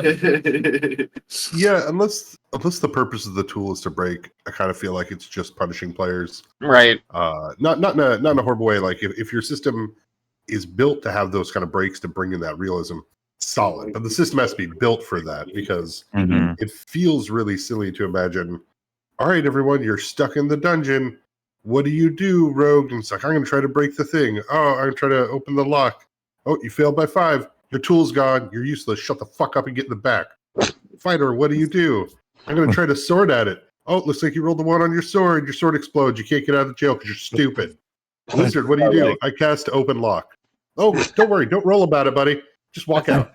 You got this. Oh, It's ridiculous No, if you have a system where those break and there's a spell, especially in like a lot of material. There's a very low level wizard spell. It's usually open the thing, and it's like, unless that also makes a roll, there's no reason to just punish martial characters by being like, your stuff breaks.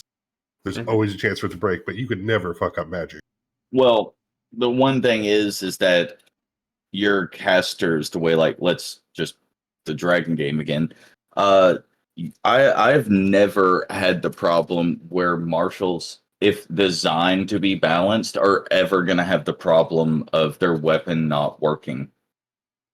Right. So we put in a durability thing,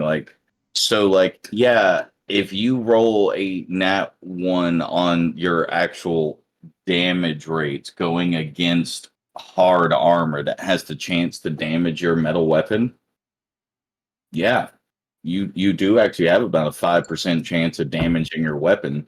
You do this enough, it may not be broken, but it's no longer doing like the piercing or bludgeoning damage. You're starting to damage the weapon.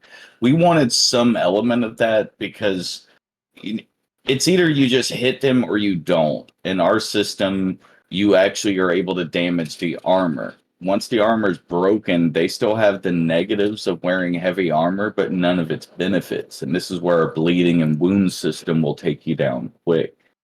So our system is kind of built around durability being present. It doesn't want to also be punishing, but it also doesn't feel very fair for the dragon to die in one turn because everyone got crits. If they had to break the scales in this section to be able to actually hit the dragon's actual flesh, then that dragon can then maneuver around. Now it becomes a strategy and tactics game. You know what you have to do, but now you got to convince it to get in a position where you can have the archer or the mage getting prepared to be able to hit that spot when the big barbarian character risks getting swiped. You know, it makes a lot of more team coordination when you have different parts of combat be different groupings jobs. And so a lot of that comes down to the durability system in our system and the grouping separating what everybody can do. Up until the armor's damaged, only concussive damage is transferring besides the damage to the scales. You wouldn't actually be able to pierce it directly. There would be magical items that could go past that, but early on, the actual hide of things is going to be a problem. Heavier armor is going to be a problem. Right. In this game right now, if you just roll the right number, it doesn't matter what you're facing. Unless it says completely invulnerable or resistant, then it matters, but that's just a tag. There's no mechanical actual changes to the situation of damage types beyond resistance or weakness. Right. I just like moving back into the non-combat side of things, like that makes sense. Like, and it kind of goes into what I was saying, like with what my goal is, like, you don't want things to be instant answers because instant answers aren't interesting. Right? If you have the capability of having the stupid easy button or whatever, that was easy button, the actual easy button. If you have the answer of just pressing a button and it solves all of the problems, then it's not interesting. It never has been interesting, and it never will be interesting. That was easy, but at the same time, I do agree with like what Jeff was saying. If like don't want like if your gear functions, you don't want it to instantly break every time it happens. Like the whole problem that was stated with like in the Elder Scrolls series, because that is a good description, is like you have. It's not even like a percentage chance that it breaks. It's you fail and it will probably break, right? Like, and you could argue that it was done to limit retemps and stuff, even though it doesn't even solve the problem from an actual game design perspective, because save scumming exists. That's an entirely different. That's a video game design topic, not a tabletop game design topic. But that's metagaming for video games, right? Right. Yeah. Effectively, that's because they put in a bad design element, people found a way to get around it. We could say that's scummy, but it's also like cool. But if I'm in a place where I can only find one lockpick and I have to get through this door right to get to the quest, I'm gonna have to do this. It's kind of like I'm really enjoying Tears of the Kingdom, but my God, having almost everything have a durability does stop getting enjoyable after a while. Because it's kind of like, well, guess I'm going to beat this man to death with a stick again because I have lots of sticks around because my sword broke 2 bad guys ago. I mean, I'm not gonna. You're not gonna get me to talk about Tears of the Kingdom. We're not doing that right now. Okay. Okay. But I was only calling it save scumming because that is the actual term for it, I guess, because that's from the design. I actually didn't want to imply that it was scummy, because I've done save scumming, right? And like especially in certain RPGs where you get no indication.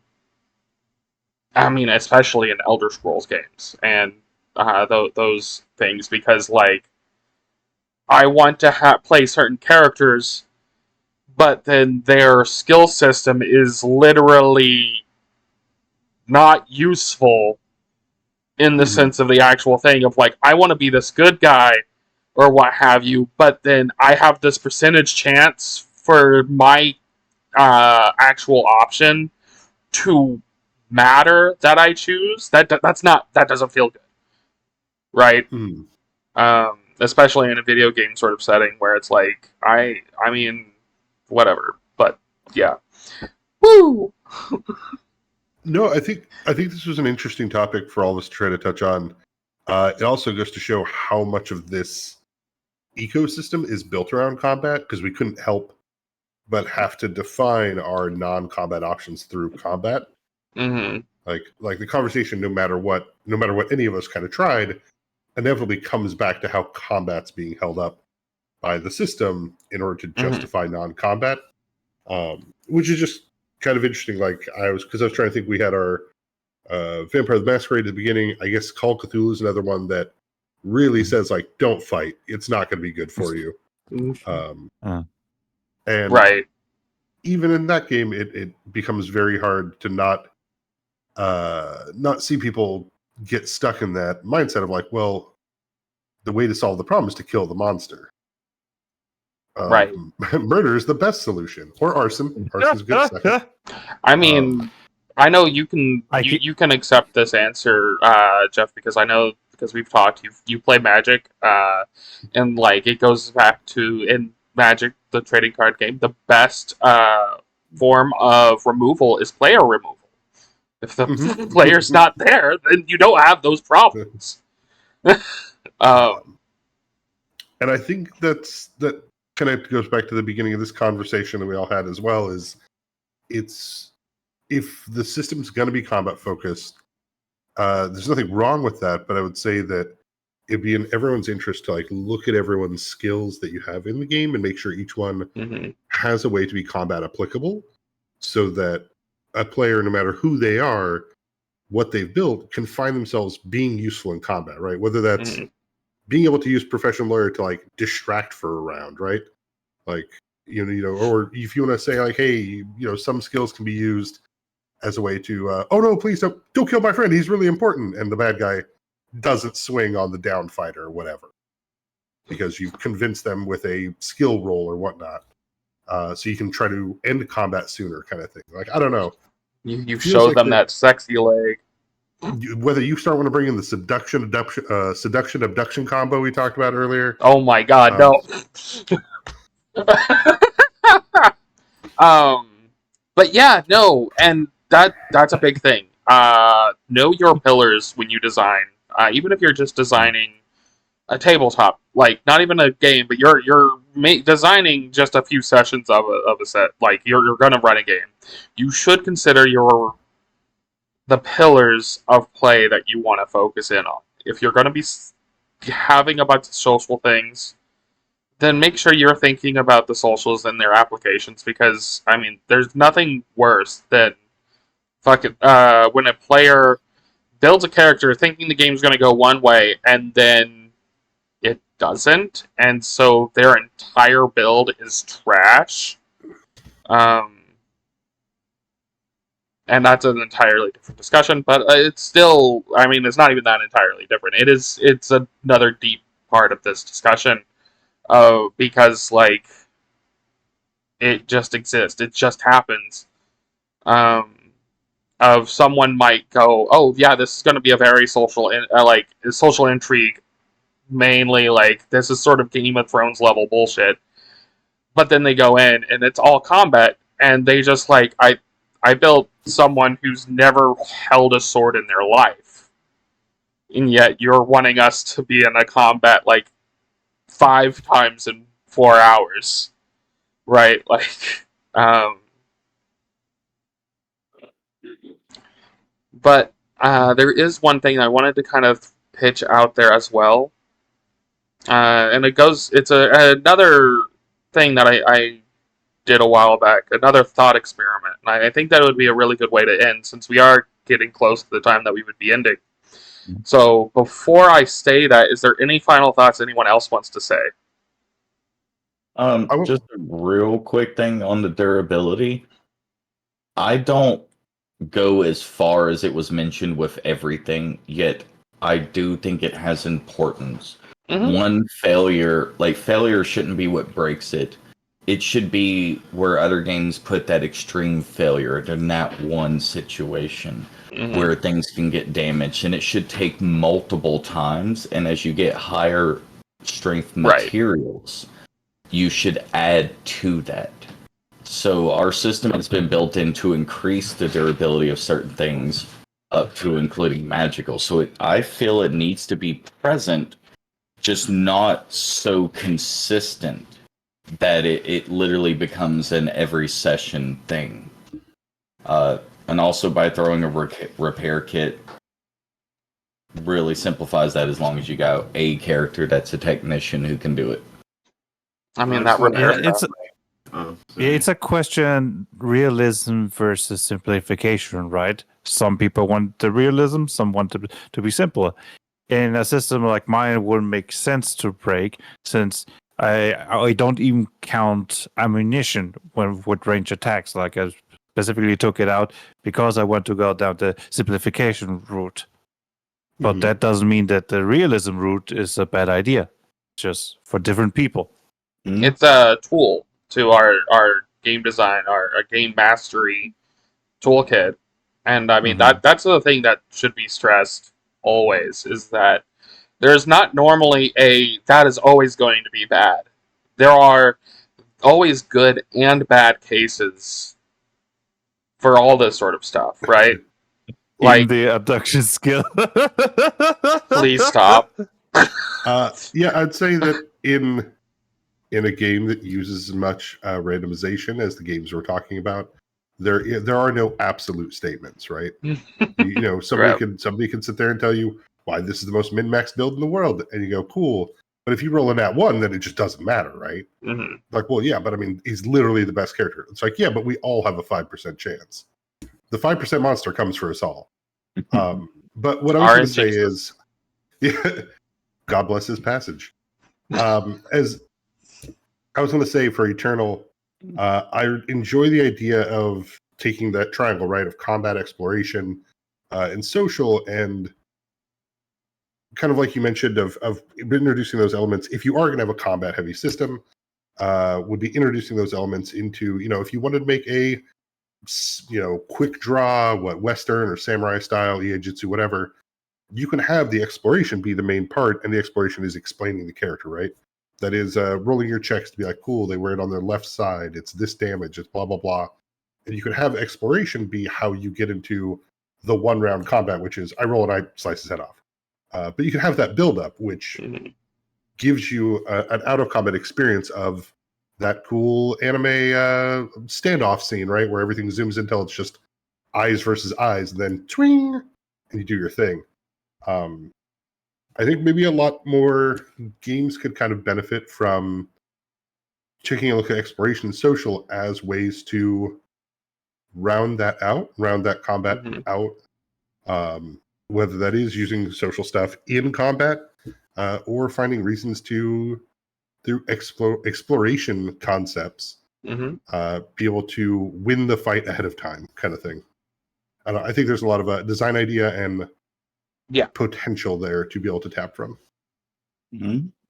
Like, see, the fighters are going to notice the marks of spears stabbing into the wall on one side and be like, whoa, that's not combat. And so now people can investigate because they notice something's weird. Now they just notice the spear trap. So, like, the random bits of knowledge a class would just have, because they're this class because of years of training. So they've got an abundance of wisdom built up from experience training in that field. It should 100% be able to be utilized in social and exploration. Yeah. So before we go, I'm going to just if you guys want to. No, I'll go ahead and just say my little thing. The thing that I want to end this discussion on. And that's a thing that I had said in a couple of different circles. And it's one of those thought experiments that I like to throw out to people. In tabletop and in video games design, this is a pure game design sort of discussion or question of in combat, we have classifications for people's roles, and not in the like fighter or anything like that. We like actual how do they interact with combat in generic sense. So we have the DPS or DPR, we have the support character, we have the tank, we have these classifications. I would like people to like think about like, well, what would be those classifications in non-combat ways? Because I think that for us game designers and even for like GMs, it's really useful to try and come up with, well, what would be those sort of things in these different things. So in a social situation, what is the quote-unquote DPS, right? What is the tank? And it's kind of like defining what those really mean, because I think that that's a really interesting sort of thing for people to do. So I'm not going to have us answer that today. Maybe we'll bring that up and we can talk about it another time. Or we can talk about it on the Discord or whatever. It doesn't really matter. So it is about that time. So if people want to shout out about where they can be found, that is awesome, possum, McNawsome. So, as last time, Mystic Portal Emporium on YouTube. Everywhere else we are, you can find in the links below. I'm Jeff. I run the Big Campaign podcast. You can find us on Twitter at Big Campaign Pod. Okay. It's, yeah. We'll go ahead and head out. Blaze his blaze of Ishinekon. I guess I should allow him to say that. I'm sorry. I was like, am I just that obvious that I don't have to repeat myself anymore? Yes. Free tabletop RPG, Ishinekon World Shapers, of 150 character options. And I'm just a simple nerd. Okay, bye. Bye. Beloved by the community. Bye.